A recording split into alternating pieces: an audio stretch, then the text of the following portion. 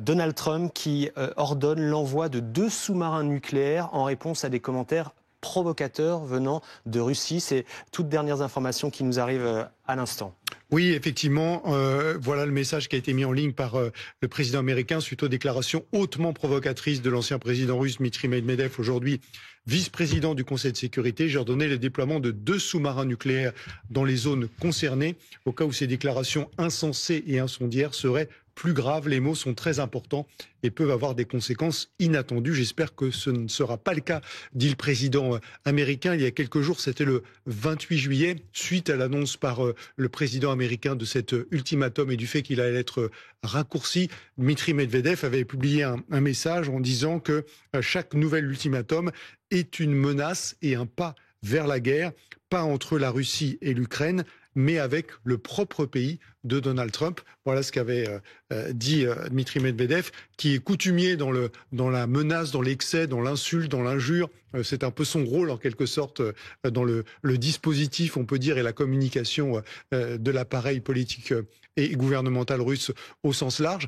Mais on avait vu tout de suite le président américain prendre la mouche et on voit qu'il réagit par ce geste symbolique qui est une façon de dire qu'il n'entend pas se laisser faire et comme toujours, il veut avoir le dernier mot et montrer qu'il est le plus fort. Voilà la dernière information, donc Donald Trump qui ordonne l'envoi de 2 sous-marins nucléaires en réponse aux propos jugés provocateurs par la Russie. On y reviendra, Thierry, à 19h30 avec nos invités. On va partir tout de suite à Washington, retrouver notre correspondant sur place, Antoine Eulard. Antoine, une annonce très forte, assez inquiétante, mais en tout cas qui montre, qui illustre une fois de plus le changement de ton à Washington depuis plusieurs jours vis-à-vis de la Russie. Oui, exactement. Ce qui est vraiment assez frappant, c'est le virage à 180 degrés de Donald Trump. Souvenez-vous, il y a 6 mois, lorsqu'il est arrivé à la Maison-Blanche, il était très bien disposé vis-à-vis de la Russie, vis-à-vis de Vladimir Poutine. Il pensait que ses bonnes relations avec le chef du Kremlin lui permettraient de régler rapidement et facilement le conflit en Ukraine. Finalement, il n'en a rien été. Trump, au fil des conversations qu'il a eues avec Poutine, s'est rendu compte bien que le chef du Kremlin le mène en bateau et que ses efforts de médiation ne mènent à rien. Et ça, Trump ne le supporte pas. Il ne supporte pas d'être impuissant face à Vladimir Poutine, c'est son ego, son autorité, sa crédibilité qui sont menacés dans cette affaire. Et donc on a vu que au fil des semaines, et en particulier c'est depuis le début de l'été, que son ton s'était très nettement durci vis-à-vis de la Russie. Là, il franchit un cap supplémentaire. Alors vous l'avez rappelé, il y a eu cette passe d'armes depuis plusieurs jours via des messages sur leurs réseaux sociaux respectifs avec Dmitry Medvedev. La dernière attaque de Medvedev, c'est de rappeler de façon un peu menaçante à Donald Trump que la Russie est une puissance nucléaire. Et c'est cette dernière pique qui n'a pas plu du tout à Donald Trump. Trump qui déclare donc Trump qui, comme à son habitude, réagit de façon extrêmement impulsive et qui, via un message sur son réseau social, annonce l'envoi de 2 sous-marins nucléaires en réponse, dit-il, aux propos provocateurs de Medvedev. Trump explique en substance que ces sous-marins seront déployés pour faire face à toute potentielle attaque de la Russie, une sorte de précaution au cas où, dit-il, les propos idiots et inflammatoires de Medvedev se transforment en actes. Alors, dans ce contexte, on voit mal maintenant comment est-ce que Donald Trump peut encore discuter avec la Russie. Hier, il avait annoncé que Steve Witkoff, son émissaire, devait se rendre en Russie, probablement pour rencontrer Vladimir Poutine, même si les contours de cette visite n'étaient pas encore tout à fait réglés. On imagine que ce déplacement n'est plus vraiment d'actualité après cette annonce de Donald Trump sur les sous-marins nucléaires. Merci Antoine Eulard. Donc c'est l'information de la soirée. 2 sous-marins nucléaires américains qui sont en route suite aux propos provocateurs, jugés provocateurs par le président américain de Dmitry Medvedev. On en parle avec nos invités. Bonsoir Olga Prokopieva, directrice de Russie Liberté. Nicolas Tenzer nous a rejoint. Bonsoir, professeur de géostratégie à Sciences Po. Et Philippe Gély, directeur adjoint de la rédaction du Figaro. Vous êtes ancien correspondant aussi à Washington. Oui. Alors on connaît les phrases souvent un peu provocatrice ou en tout cas tonitruante de Donald Trump. Là, on est quand même sur clairement une escalade depuis plusieurs jours, à la fois dans les mots et aussi dans les gestes, puisqu'il y a l'envoi de sous-marins annoncé ce soir. Oui, l'escalade vient d'abord de Medvedev. Cette déclaration de Medvedev, non seulement elle est provocatrice parce que il brandit de nouveau la rhétorique nucléaire, mais en plus il évoque un système qui existait pendant la guerre froide, qu'on surnommait la main morte, ou le périmètre, et qui fait allusion à un déclenchement automatique de frappe nucléaire dans des circonstances de crise grave. Ce système du périmètre est censé être désactivé. Mais Medvedev l'a évoqué comme s'il était toujours possible et disponible aujourd'hui. D'où la réaction de Donald Trump qui dit si vous jouez à ce type de rhétorique, bon, eh bien, je me mets moi-même dans cette posture de crise nucléaire potentielle grave. En même temps, c'est sa façon de négocier. Moi, je ne suis pas certain que son envoyé spécial Witkoff annulera son voyage à Moscou. Au contraire, c'est tout à fait du Trump d'avoir d'une part un envoyé spécial qui va discuter avec les dirigeants russes et d'autre part mettre un gros pistolet sur la table. Ce qu'on remarque aussi, c'est que ce qui est une provocation pour Donald Trump, c'est une déclaration du président du Conseil de sécurité et ex-premier ministre Medvedev. C'est pas les centaines de tirs, de missiles et de drones que Poutine continue d'envoyer sur l'Ukraine alors qu'il est supposé être sous pression amicale de Trump pour aller vers une négociation. Donc, bon, il y a quand même un jeu de rôle dans tout ça, je trouve, qui tient plus compte des déclarations que des faits de guerre sur le terrain. Nicolas Tenzer. Oui, je suis vraiment d'accord là-dessus. C'est-à-dire qu'on a un peu l'impression qu'il y a deux choses. C'est-à-dire qu'il y a d'une part une réaction assez normale de Trump. C'est-à-dire que devant, effectivement, ce type de menaces proférées, même si elles ne sont pas crédibles, c'est normal, en fait, de faire ce geste pour dire, attendez, on est prêt, on prend quand même les menaces russes au sérieux. Et d'un autre côté, il y a aussi une surréaction aux déclarations finalement très coutumières, très habituel de Medvedev, parce que Medvedev, ce type de rhétorique, il l'utilise maintenant depuis des années. Et on sait très bien d'ailleurs qu'une partie des Occidentaux, et c'est précisément ce qui les a auto-dissuadés, ont surréagi par rapport à la menace nucléaire proférée par un certain nombre de Russes. Medvedev de manière fréquente, les propagandistes à la télévision comme Soloviev, évidemment, qui lui aussi le répète quasiment tous les soirs, et parfois même Poutine lui-même. Donc il faut faire aussi attention à ne pas avoir peur et à ne pas se laisser impressionner par ce genre de déclaration. Il faut garder le sang-froid. Mais encore une fois, la réaction de Trump, pour le coup, je dis bien pour le coup, est normale. Ça ne règle absolument rien. Et effectivement, je rebondis une seconde sur ce que disait Philippe Gély. Je crois qu'il est effectivement aujourd'hui extrêmement douteux de voir que Trump ne brandit pas une rhétorique vraiment virulente avec des mesures concrètes pour faire face au génocide que tous les jours les Ukrainiens subissent. Là, on est quand même très très loin du compte. Il dit oui, c'est affreux, c'est horrible, etc. Comme s'il découvrait effectivement la Lune, parce qu'on sait très bien que tout ceci se poursuit maintenant depuis 3 ans et demi, sinon d'ailleurs 10 ans et demi.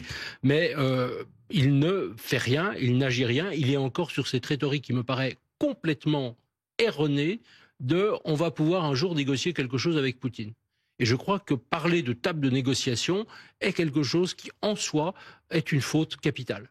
Olga Prokopieva, comment on vit ça au sein de la société russe? D'abord, est-ce que cette information, vous pensez, sera relayée ce soir par les médias russes, l'annonce par Donald Trump de l'envoi de sous-marins nucléaires? Oui, sûrement, puisque la propagande russe, la propagande du Kremlin veut toujours faire croire à une menace extérieure, l'ennemi extérieur qui est les États-Unis, l'Occident, un certain Occident collectif. Et c'est par cette peur, en fait, de l'ennemi extérieur que la propagande du Kremlin et essaye de maintenir comme ça une pression sur la société pour adhérer en tout cas à la rhétorique guerrière et aux objectifs de cette guerre d'invasion en Ukraine. Mais je suis tout à fait d'accord avec Nicolas Tenzer que c'est la menace nucléaire, elle est brandie depuis le début et en réalité, même en Russie, la population n'y fait pas attention parce que c'est pas crédible à force et ils n'accepteront pas une guerre nucléaire avec l'Occident. Ça serait inimaginable déjà que la population russe n'accepte pas une guerre totale puisque le Kremlin veut toujours faire croire qu'il s'agit d'une opération militaire spéciale, qu'il ne s'agit pas d'une grande guerre. Il n'y a pas eu de mobilisation générale annoncée dans la population. Et quand il y a une mobilisation partielle, dite partielle annoncée, il y a eu des soulèvements massifs en Russie, des manifestations massives. Et aujourd'hui, il y a de plus en plus d'hommes qui désertent de l'armée et il n'y a pas de volonté d'aller combattre. Il y a une fatigue générale de la guerre dans la population. négociations. Et donc, forcément, il n'y aura pas d'adhésion, encore moins à une guerre qui serait encore plus généralisée, encore plus meurtrière, car bien sûr, malgré la propagande généralisée, beaucoup connaissent la situation réelle en Ukraine, qu'il y a des bombardements toutes les nuits sur des infrastructures civiles, sur des populations civiles. Et c'est dénoncé de manière très cachée, de manière très souterraine, puisqu'il y a une répression massive en Russie et que pour tout mot, pour tout like sur les réseaux sociaux ou pour tout message, on peut être emprisonné, on est emprisonné jusqu'à 25 ans de prison pour des citoyens tout à fait normaux, ordinaires, qui osent dire quelque chose contre la guerre. Thierry. Oui, je voulais juste vous redonner lecture quand même de ce message de Dmitri Medvedev il y a 4 jours qui a mis le feu aux poudres pour resituer un petit peu le contexte. Donc c'est le moment où Donald Trump lance ce nouvel ultimatum et il parle d'un délai raccourci à 10 à 12 jours à partir du moment où il s'exprime. Et donc, sur les réseaux sociaux, Dmitri Medvedev, donc ce vice-président du Conseil de sécurité, écrit la chose suivante. Trump joue au jeu de l'ultimatum avec la Russie, 50 jours ou 10, il devrait se souvenir de 2 choses. Petit 1, la Russie n'est ni Israël, ni même l'Iran. Petit 2, chaque nouvel ultimatum est une menace et une étape vers la guerre, pas entre la Russie et l'Ukraine, mais avec son propre pays. N'allez pas sur le chemin de Joe Biden. Enfin, il utilise d'ailleurs, en anglais, il écrit ne suivez pas le chemin de Sleepy Joe, Joe l'endormi, qui est le surnom de affublé dont Donald Trump a affublé Joe Biden. Donc voilà ce ton très agressif et qui tout de suite va piquer Donald Trump. Il y répond presque immédiatement par un autre message avant de faire l'annonce de ce soir. Et ce qui est intéressant là-dedans, c'est que, alors, dans cette galaxie de gens qui s'expriment au nom de la Russie, Dmitri Medvedev, il a un rôle un peu particulier. Oui, c'est parle au nom de Poutine. C'est celui qui vocifère, c'est celui qui insulte, c'est celui qui est toujours dans l'outrance, qui donc tient un discours qui résonne avec la frange la plus radicale de ceux qui soutiennent Poutine. Mais pour le coup, il est en décalage avec le discours qu'a toujours tenu le Kremlin vis-à-vis de Donald Trump, qui est un discours très, très précautionneux et toujours respectueux. Quand on écoute même ce que disait Dmitri Peskov, le porte-parole du Kremlin ces dernières heures, à chaque fois que Trump prend la parole, et même quand il a annoncé ce nouvel ultimatum, on dit, et c'est ça la parole officielle de la Russie, on écoute ce que dit le président américain, c'est important, on va en tenir compte, on réfléchit. Donc la parole officielle du Kremlin et de l'entourage le plus proche de Poutine ne va jamais dans la provocation vis-à-vis de Donald Trump. Et là, c'est la première fois effectivement que on assiste à un propos de la part d'un officiel russe, je mets des guillemets parce qu'il n'est pas vraiment au cœur de la galaxie du pouvoir, mais qui déclenche cette réaction du président américain. Nicolas Tenzer, est-ce que c'est la voix, la pensée en tout cas de Vladimir Poutine, ou ça a un peu échappé effectivement, et c'est une voix un peu à part d'une Je pense qu'effectivement que dans la propagande du Kremlin, il y a une habitude de jouer sur plusieurs tableaux, de jouer effectivement avec la rhétorique de la peur, ne bougez pas parce que sinon on va vous vitrifier. Effectivement, ça c'est le rôle effectivement assigné à Medvedev, à Soloviev et à quelques autres. Et puis il y a toujours du côté du Kremlin le fait de dire voilà, nous sommes prêts à la paix, nous sommes prêts à discuter avec évidemment ce qui est totalement faux, parce qu'on sait que Poutine veut continuer la guerre jusqu'au bout, même s'il devait évidemment perdre 2 millions d'hommes dans la bataille, pour lui ça n'a aucun problème, il pourrait continuer. Mais il a toujours l'idée qu'il va pouvoir à nouveau convaincre Trump de ses soi-disant bonnes intentions. C'est-à-dire qu'il dit là j'ai un peu perdu Trump. Mais finalement, d'abord, il me fait pas peur parce que je sais que Trump n'ira pas très loin dans la fourniture d'armes à l'Ukraine, malheureusement. Et il se dit, mais finalement, si peut-être au cours de discussions, je vais pouvoir à nouveau l'amener de mon côté et forger une sorte de deal. Je vais essayer de lui vendre des choses, etc. Donc je pense qu'il y a aussi cette idée-là, dont Peskov, effectivement, comme le dit Thierry Arnaud, est évidemment le porte-parole attitré. Alors on va retourner à Washington, retrouver Antoine Eulard, parce qu'Antoine, il y a les premières réactions côté américain ce soir. Écoutez, alors des premières réactions que je peux observer ici tout en étant à l'antenne avec vous, ce sont des commentaires sur les réseaux sociaux, notamment des spécialistes de la défense qui estiment bien que Donald Trump en quelque sorte surréagit et que Dimitri Medvedev est connu comme étant un peu le flingueur attitré de la Russie, mais qu'il ne faut pas prêter trop d'importance à ses propos, que son rôle justement dans la galaxie russe, c'est justement de faire des déclarations intempestives, des propos inflammatoires, et que il est un peu et que Donald Trump ne devrait pas réagir aussi vivement à ces propos qui n'ont qu'un seul but, celui de provoquer. Et ce qui est certain, en tout cas, c'est que la réaction de Donald Trump illustre l'impatience grandissante du président américain, lui qui était bien disposé vis-à-vis de Vladimir Poutine à totalement changer d'avis. Il a le sentiment que Poutine le balade et ça il ne le supporte pas et cette nervosité se traduit aujourd'hui dans ce message posté sur son réseau social annonçant le déploiement de 2 sous-marins nucléaires. Merci Antoine Hollard, et vous revenez vers nous effectivement dès que les réactions tombent côté américain. Philippe Gély, on l'a dit, l'émissaire de Donald Trump est attendu dans les prochains jours en Russie. Il est actuellement dans la bande de Gaza. Au fond, cette annonce, elle sert aussi peut-être à renforcer cette mission. Les deux hommes vont se parler, l'émissaire et le président russe, avec cette menace supplémentaire. C'est pour donner plus de poids à cette mission. Possiblement, je crois que Donald Trump ne sait pas trop comment s'y prendre avec Vladimir Poutine et avec son entourage à ce point de leur relation.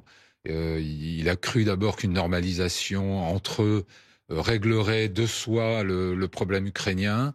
Il a compris que ça serait beaucoup plus compliqué que ça. Là, il dit « Don't mess with me ». C'est une formule américaine pour dire « Arrêtez de jouer avec moi, ou de vous foutre de moi » entre guillemets. Si vous jouez ce jeu-là, moi j'envoie aussi mes sous-marins nucléaires, mais ça ne fait en rien avancer la situation, ni diplomatique ni militaire. Évidemment, on n'est pas au bord de la guerre nucléaire entre les États-Unis et la Russie, et je pense que c'est pas non plus dans l'intention de Vladimir Poutine lui-même. La question pour Donald Trump, c'est comment s'y prendre pour que Poutine lui concède quelque chose, ce qu'il n'a pas fait jusqu'ici, malgré les gestes de bonne volonté, les bonnes intentions affichées, et même l'alignement du président dès le début sur les demandes de Poutine. En fait, on a 2 personnages qui devraient s'entendre, puisqu'ils ont la même approche, en fait, très intransigeante, pour tout ce qui concerne ce qu'ils considèrent comme leurs intérêts majeurs. Quand on voit la posture qu'a Trump vis-à-vis de ses alliés dans la guerre commerciale, c'est le fusil sur la tempe et une coercition maximale. Évidemment, c'est pas la guerre et l'invasion à ce stade. Hein. Espérons que ça continuera pour les Groenlandais ou les Canadiens. Mais il comprend la posture de Poutine vis-à-vis de l'Ukraine. Et donc, il y a cette raison inexplicable. Et je pense que Donald Trump ne connaît pas assez la psyché russe et les arcanes du Kremlin pour s'expliquer totalement pourquoi il fait chou blanc à ce point-là dans ses efforts pour que Poutine lui concède quelque chose, fasse un geste, un cessez-le-feu de 30 jours. On a vu que même ces efforts-là ont été voués à l'échec. Nicolas Tenzer, ça peut aussi laisser penser que les sanctions brandies par Donald Trump dans une semaine, hein, ça sera la fin de l'ultimatum, seront peut-être pas forcément efficaces, et peut-être que Donald Trump l'anticipe un peu. Il a eu cette déclaration aujourd'hui, il a dit je ne sais pas si ça va marcher ou si... Oui, mais il avait dit déjà, d'ailleurs une première fois d'une manière différente, etc. Je ne sais pas si Poutine bougera, mais c'est surtout que je pense que Trump ne sait pas exactement lui-même de quoi il parle. Parce que en ce qui concerne les sanctions, s'agit-il d'établir des droits de douane sur la Russie? Là, ça ne sert quasiment à rien parce que le commerce entre les États-Unis et la Russie est pratiquement, c'est pas grand-chose. Deuxièmement, est-ce qu'il s'agit des sanctions secondaires avec les conséquences évidemment sur les entreprises qui commerceraient avec essentiellement les entreprises indiennes et chinoises qui achètent du pétrole relativement bon marché à la Russie? Je pense que Trump ne mesure pas non plus la complexité de tout cela. Est-ce qu'il s'agit de livrer, comme le demande une partie du Congrès, y compris beaucoup de républicains, des armes de manière beaucoup plus massive à l'Ukraine? Trump, pour l'instant, n'y a jamais fait allusion. Et ce qui est très frappant, pour revenir une seconde en arrière, c'est que, effectivement, Witkoff, le fameux émissaire spécial de Trump, on se rappelle, il avait, effectivement, accepté quasiment toutes les demandes du Kremlin. Il avait accepté une reconnaissance légale de la possession de la Crimée par la Russie, alors qu'évidemment c'est complètement une violation totale du droit international. Il avait accepté de fait de céder les 4 oblasts, même pas complètement occupés par la Russie, que demande Poutine, donc Donetsk, Lugansk, Zaporijjia et Kherson. Il avait plus ou moins dit, mais finalement il n'est pas question que l'Ukraine entre dans l'OTAN. Et en fait, imaginons que le Kremlin, si le Kremlin avait accepté cela, on serait dans une situation, nous Européens, extraordinairement difficile. Parce que finalement, Trump aurait pu dire, ça y est, j'ai mis fin à la guerre. Les Européens auraient pu dire non. Ça aurait affaibli l'Europe. Et il aurait été beaucoup plus difficile, de ce point de vue-là, de mobiliser également les populations européennes, de leur faire comprendre le danger russe, et donc de nous obliger à nous réarmer. En fait, on a presque l'impression que, heureusement que Poutine a dit non, parce que ça nous aurait en quelque sorte affaibli, parce que s'il avait dit oui, en fait, Poutine aurait, d'une certaine manière, gagné une manche. Olga Prokopieva, vous disiez tout à l'heure que cette annonce pouvait être utilisée, on va dire, par le président russe pour souder la population autour du régime, autour du Kremlin. Est-ce que... Pas autour du Kremlin, mais dans la peur. En fait, dans la peur de l'ennemi extérieur. Dans la peur. Oui. Est-ce que c'est un moyen qui est encore efficace ou il y a une forme de lassitude de la société civile? Il y a une forme de lassitude et il y a une forme de fatigue. Mais ce que je voudrais ajouter, c'est qu'en fait, Trump, en réagissant comme ça, il adopte un langage de force, tout simplement. Et c'est en fait le seul langage qu'il faut avoir face à Poutine. Et c'est ce qu'il faut faire aussi en renforçant les sanctions, en respectant les sanctions. Et tout ça est totalement, en fait, entre les mains des Occidentaux, entre les mains des Européens, des Américains, de faire pression sur lui, mais par la position de force. On a vu il y a 3 jours Valentina Matviyenko, qui est la présidente de la haute chambre du Parlement russe, parler à une conférence internationale à Genève, malgré le fait qu'elle soit sous sanction personnelle. Il y avait aussi Piotr Tolstoï, qui est vice-président de la Douma, qui est extrêmement violent, qui propage des propos haineux, même vis-à-vis de Gabriel Attal. Quand il était Premier ministre, il avait des propos homophobes contre lui. Et ce genre de personnes sont aujourd'hui, alors qu'ils sont sous sanction personnelle, acceptés à des conférences internationales en plein cœur de l'Europe. Et ça, ce type de faiblesse, ça, c'est catastrophique. Et c'est catastrophique aussi aux yeux de la société russe, puisqu'ils se disent, finalement, nos hauts fonctionnaires, ils sont reçus avec un tapis rouge en Europe. Donc tout va bien, finalement, on est dans une normalisation des relations entre l'Occident et la Russie. Et donc il y a ce paradoxe entre la nécessité d'avoir une position de force face à Poutine pour pouvoir en effet faire pression sur lui pour qu'il y ait des négociations de paix, mais dans des vraies conditions acceptables pour l'Ukraine, qu'il y ait une libération des régions, qu'il y ait une libération des prisonniers de guerre, des prisonniers civils qui sont détenus par des milliers sur les territoires occupés, dans des zones totalement de non-droit où on ne sait pas ce qu'ils deviennent, ils disparaissent, ils sont torturés, et aussi des prisonniers politiques russes. Et là, je voudrais juste rajouter, parce qu'on est quand même à une date historique aujourd'hui, puisque le 1er août de l'année dernière, il y a eu un échange de prisonniers entre la Russie et l'Occident qui était historique. Il y a eu 16 personnes qui ont été libérées et parmi elles, 8 prisonniers politiques russes. C'était il y a 1 an. Depuis, il n'y a eu aucun échange. Et nous demandons, notre association Russie Liberté et d'autres associations réunies derrière cet appel, qu'il y ait un effort de l'Europe et des États-Unis aussi pour qu'il y ait d'autres libérations de prisonniers politiques russes qui sont dans des conditions aussi très difficiles en Russie. On va retourner à Washington, 19h47 à Paris. Antoine Lard, c'est donc l'information de la soirée avec cette annonce importante de Donald Trump ce soir et l'envoi de sous-marins. Oui, exactement. Alors il faut rappeler un peu le contexte. Ça fait plusieurs jours en fait que Donald Trump et Dimitri Medvedev s'écharpent sur les réseaux sociaux. La dernière attaque en date, elle est signée Medvedev qui a agité la menace nucléaire en direction des États-Unis. Et ce commentaire, eh bien, n'a pas du tout plu à Donald Trump qui, comme à son habitude, réagit de façon très impulsive en annonçant sur son réseau social l'envoi de 2 sous-marins nucléaires. Réponse, dit-il, aux propos provocateurs de Dimitri Medvedev.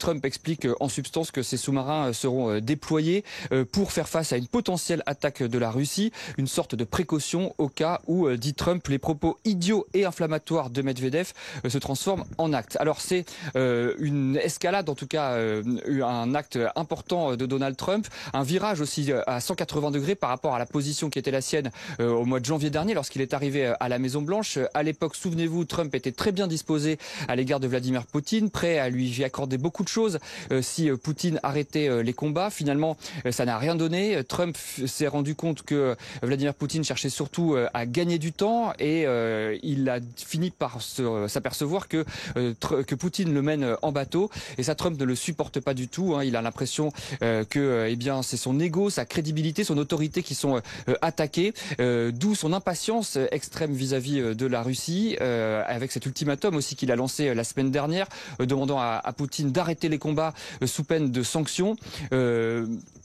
Et donc cette nouvelle annonce de Donald Trump traduit à l'évidence son impatience et sa frustration face à Vladimir Poutine et à la guerre en Ukraine qui n'en finit plus, alors que Trump pensait qu'il pourrait très rapidement et très facilement régler ce conflit.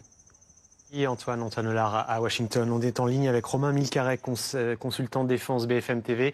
Romain, est-ce qu'on a des précisions sur les appareils? On parle de 2 sous-marins nucléaires. Est-ce qu'on a plus de précisions sur les équipements envoyés par Donald Trump? Alors non, Donald Trump n'a pas précisé de quel type de sous-marin il s'agissait. Des sous-marins nucléaires, ça peut correspondre à 2 types de navires. Des sous-marins nucléaires d'attaque qui servent principalement à faire du renseignement ou à aller chasser des bateaux et des sous-marins adverses. Et c'est plus probablement de ça dont il parle, des sous-marins nucléaires lanceurs d'engins, donc qui sont porteurs de l'arme nucléaire et qui pourraient déclencher des frappes. Là où la déclaration est étonnante, notamment lorsqu'il dit déployer ce type de bâtiment dans des zones appropriées, c'est que des sous-marins nucléaires lanceurs d'engins, il y en a en permanence à la mer. Les pays qui sont dotés de ce type d'équipement, justement, ça arrange pour qu'ils soient toujours à portée de riposte s'il y avait besoin de s'en servir. Et donc, ça veut dire que des sous-marins nucléaires lanceurs d'engins à portée de la Russie et de la Chine, il y en a déjà plusieurs à la mer en permanence côté américain. Donc, si je vous entends bien, ça veut dire que c'est un effet d'annonce, alors que c'est déjà le cas. Il y a déjà des sous-marins nucléaires américains qui sont à portée de la Russie. Le principe de la dissuasion, c'est qu'elle doit être permanente. Et donc, ça veut dire que en tout temps, jour, nuit, quelle que soit la période de l'année, il y a toujours au moins un sous-marin nucléaire lanceur d'engins, donc avec plusieurs missiles avec des charges nucléaires dessus, qui est en train de patrouiller quelque part sur le globe à portée des cibles qui peuvent être considérées comme des menaces par les pays concernés, que ce soit les États-Unis, que ce soit le Royaume-Uni, que ce soit la France, la Russie ou la Chine. Là où cette déclaration est étonnante, c'est que on annonce rarement envoyer des sous-marins de ce type-là. Ce que moi j'y vois, mais c'est mon analyse très personnelle, c'est une volonté de Trump dans la joute verbale avec laquelle il s'est engagé contre Dimitri Medvedev ces derniers jours, de lui rappeler que entre les 2 hommes, il y en a un qui a une responsabilité réelle et qui est en charge du feu nucléaire, Donald Trump, et qu'en face, il y a Dmitri Medvedev qui, lui, n'a pas de responsabilité officielle et qui, malgré toutes les menaces qu'il a multipliées ces derniers jours et plus largement ces dernières années, n'a en réalité pas du tout son mot à dire dans l'usage de l'arme nucléaire en Russie. Merci Romain d'être intervenu en direct. On est en ligne avec le général Jean-Paul Paloméros, ancien chef d'état-major, ancien commandant suprême de transformation de l'OTAN. On voudrait avoir votre regard. Est-ce que c'est une forme d'affichage avant l'arrivée de l'émissaire spécial de Donald Trump à Moscou, ou est-ce qu'il y a matière à s'inquiéter malgré tout parce qu'on est là encore dans une escalade et que de jour en jour, les mots sont de plus en plus forts et les gestes aussi avec l'envoi de ces sous-marins? Je pense qu'il n'a pas échappé à Donald Trump et à ses conseillers que M. Medvedev depuis maintenant plusieurs années, s'était radicalisé pour tenir une place particulière auprès de Vladimir Poutine, alors qu'auparavant, c'était un homme, vous savez, avec ce jeu de tango entre le président et le Premier ministre, entre Poutine et Medvedev, mais c'était plutôt le good guy, si je peux m'exprimer ainsi. Là, il s'est complètement radicalisé. Donc, effectivement, sa parole est toujours très, très extrémiste, mais d'un autre côté, je crois que c'est plutôt une bonne nouvelle, entre guillemets, que Donald Trump réagisse. Qu'est-ce qu'il fait? En fait, il gesticule, et il n'a pas donné, effectivement, la précise des sous-marins. Est-ce que ce sont des sous-marins lanceurs d'engins ou non? De toute façon, il y a des sous-marins nucléaires lanceurs d'engins qui sont là où ils doivent être, qu'ils soient américains ou d'autres pays, y compris la France. Donc ça, c'est pas une nouvelle, c'est déjà acté. C'est une manière peut-être de repositionner le débat géostratégique entre les États-Unis et la Russie. Et ça ne peut pas déplaire aux Européens qui ont besoin que les États-Unis s'engagent complètement, ce qui n'est pas le cas aujourd'hui avec l'administration de Trump, contre la Russie, en particulier dans la guerre en Ukraine et toutes ses conséquences futures. Donc on peut voir ça comme ça, c'est de la gesticulation, ça montre que M. Trump a bien compris que la dissuasion nucléaire, c'était aussi, comme, entre guillemets, une arme de négociation, de gesticulation, de pression. Voilà, et à ce stade, il n'y a rien de dramatique, on fait la guerre comme on l'a toujours fait depuis la guerre froide, mais il n'y a pas... Alors il va falloir simplement voir ce qu'en dit Moscou. Moi je pense que M. Poutine, les premières réactions semblent montrer que il ne souhaite pas d'escalade avec Washington, et on sait pourquoi. Parce qu'il ne veut pas que Washington reprenne son soutien massif, actif aux Ukrainiens. Pour lui, il se concentre sur sa guerre, c'est la guerre en Ukraine, il faut absolument qu'il la gagne, il a eu quelques succès récents, et il ne peut pas laisser entraver cette démarche par un retour massif des Américains en soutien de l'Ukraine. Je crois que c'est ça qui se joue, mais Medvedev est un peu un chien fou, si vous voulez, dans ce dialogue. J'imagine qu'il pourra être recalé par son président en temps utile. Philippe Gély.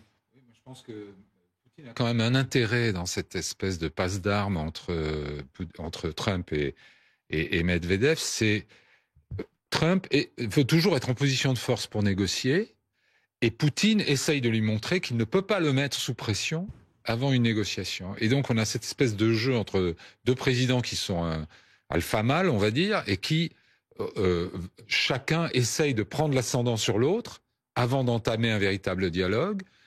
Et Poutine, certes, doit sa priorité absolue, le général a parfaitement raison, c'est l'Ukraine, mais il ne peut pas non plus accepter une pression américaine telle qui le mettrait en position d'aller négocier dans une situation de faiblesse. Donc, il montre depuis l'ultimatum et aussi de manière un peu indirecte avec ses déclarations de Medvedev, qu'il ne se laisse pas impressionner, qu'il ne se laisse pas bousculer, et que le timing est le sien, l'agenda est le sien, et les conditions sont les siennes. Quand il dit « je veux une paix durable », c'est toujours la même chose. Je veux une paix durable, et pour qu'elle soit durable, il faut remplir mes conditions. À mes conditions, une paix à mes conditions. Nicolas Tenzer. Oui, c'est-à-dire que la paix de Poutine, c'est le désert, pour reprendre Tacite. En fait, c'est la même chose. C'est-à-dire que la paix pour Poutine, et il n'a absolument pas changé. Il a encore redit d'ailleurs aujourd'hui, dans une conversation un peu surréaliste avec le dictateur du Bélarus, Loukachenko, où il a dit finalement, moi je suis ouvert à la paix. D'ailleurs, mes objectifs n'ont pas changé. J'ai toujours proposé la paix, c'est-à-dire la neutralisation de l'Ukraine, sa domination, sa mise en esclavage. Voilà. Et en fait, il est toujours dans cette rhétorique, effectivement, qui n'a strictement aucun sens, et c'est pour ça que je suis toujours très très mal à l'aise avec ce terme même négociation. C'est parce que je pense qu'avec Poutine il n'y a rien à négocier, parce que lui il n'est pas prêt à discuter sur quoi que ce soit, et je pense que penser qu'un jour on pourrait avoir des discussions de paix soi-disant, sinon affaiblir l'Europe, je ne vois absolument pas à quoi ça peut véritablement conduire en des termes extrêmement concrets. Merci à vous quatre pour votre éclairage ce soir donc sur cette dernière information sur l'annonce par le président Trump.